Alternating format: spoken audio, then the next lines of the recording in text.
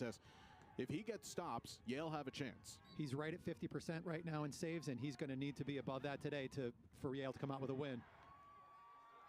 And off the opening face-off, it was originally won by Andrew Mcmeekin. It's knocked out of bounds, and it will be possession to the third-ranked Tigers, and they'll get the first look offensively. This Princeton team who enters in today, they've beaten 3 separate teams that have been number 1 in the Ivy. The sophomore from Manhasset on 12 assists already, but he had the double plus the goalie coming out to defend him. As a clean win for Mcmeekin, he'll go straight to goal. Mcmeekin, a good recovery by Yale defensively to slow him down.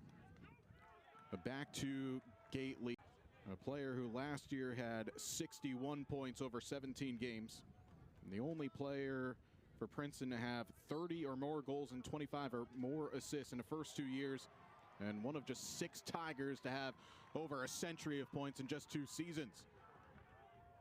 Another face-off win. Princeton, another. All of a sudden, you've got a guy like Vanna who can put him away as well as anyone. Both of his previous goals were against Maryland in a 13-12 victory.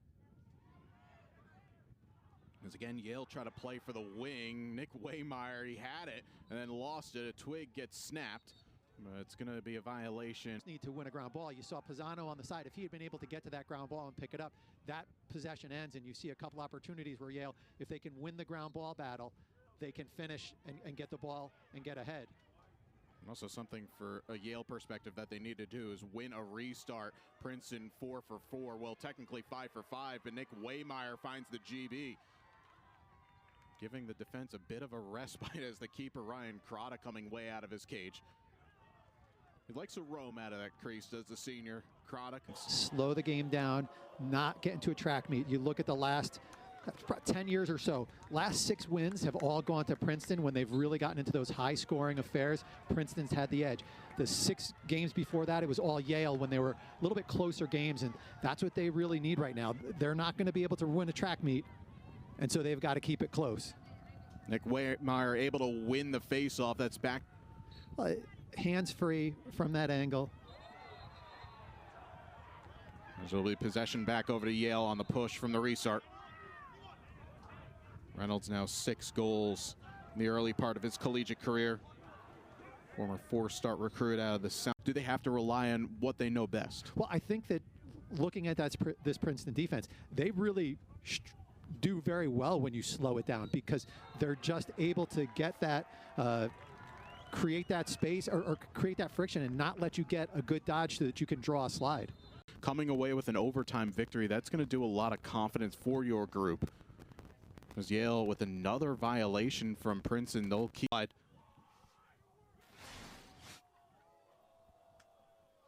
after Yale scored the opener, Princeton with 4 straight. They're now 2 in a row. We talked about, you and I talked about how Mcmeekin is just such a strong face-off midfielder, and you're not going to get a lot of wins on him. And Yale having a really good quarter right now, but they've got to put it on. They've got to make it count. You're having a great quarter winning these face-offs. You've got to get some goals. Yeah, because Princeton, you take those lessons. You've got an experienced squad. You're doing all the little things. Now it's, can you take that next progression and get to, as you say, that final weekend of the season? Another win for Yale at faceoff. So, again, when you're looking for that progression check marks now to Yale's side, they're doing the job in this spot. Now it's just the question of, can you turn it into goals? And so here you see Stahl applying all the pressure.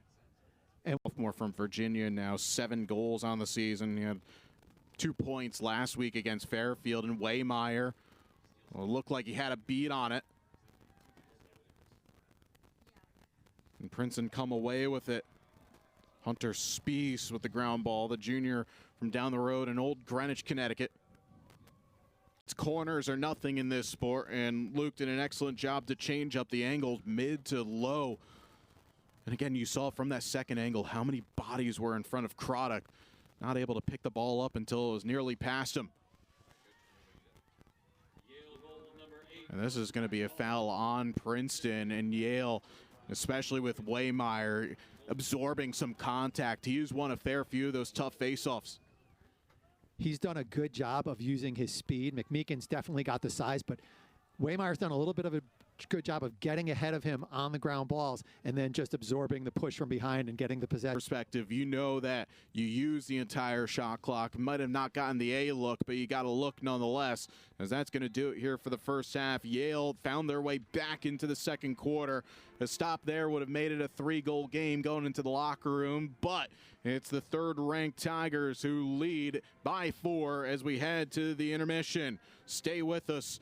Plenty more when we return here as you're watching men's college. But I think looking at Yale outshooting Princeton, I think doing a good job. It's just creating looks that are actually going to be scored. You're seeing a lot of, they're getting into the shot clock, but that's giving them a shot at the end of the possession where it's a rush shot, not really a shot that they want to look. They need to start going a little bit earlier in the possession. Goals and at least 25 assists in the first 2 seasons. This is someone that's really established themselves from day one. There's always one of those, the erasers on the defensive side, but kind of almost a stopper for any runs going the other way. He'll find his way to the back of the cage. As this is going to be a push and more pushing after the whistle, but possession back to the Bulldogs. Mcmeekin laying on the Yale defenseman there. Good success from Faceoff. Now they find that extra little motivation, and you never want to have it inspired by one of your teammates going down, but for this Bulldogs team who, again, at times they've shown that their offense can go against some of the best in the country, and they find that extra gear. Tello coming up with a key ground ball, and Yale now back to a 3-goal game. Again, Princeton have had a couple of runs this one, but Wehmeyer has really settled in a battle that a lot of people thought it would have been a challenging one for him against Mcmeekin. Still trying to keep things alive here. And Princeton get it, but still, even regardless, yeah, you don't win the possession cleanly, but in possession. But Grogan making no mistake, his second man-up goal of the season. And we've got ourselves a ball game here in New Haven. Mcmeekin, though, winning a face-off, a key face-off win for him on a day where it hasn't quite gone his way. Like I said, he's a gamer. The bigger the moment, the better Mcmeekin gets. But Yale at least pressuring enough, and they're able to get a stop. And now they've got numbers, get career goals. Now he's got his first career hat trick. Yale make a change at face-off. Ben Cuomo able to swim out of that. How to drop the ball. The Princeton defender had to drop the ball there and just turn around, because if not, it becomes a penalty for delay of game. So he drops the ball, but just a heads-up play by Yale. And a lot of pushing off the restart, but it goes back to Princeton. And that's a big no call there, where you saw earlier in the game, I feel like Mcmeekin would have gotten called for a push there, but they're letting him play. It's late in the game. An eternity. Two possession they would need, but you're going to see Mcmeekin. Mcmeekin goes early, so that's. I really thought Mcmeekin would have tried to tie it up there, just use the clock to your advantage and try to take more time off. And because of the fact that the violation does stop the clock temporarily for Princeton, but he is also facing off at 59%. But Wehmeyer has won a ton today, trying to get it to the wings. Fitzgerald has it, knocked out of bounds. Arm is up, a push, possession, Princeton. And the Princeton coaching staff saw that and just, they were all over that. Now Princeton, I believe they've got a timeout to work with in case things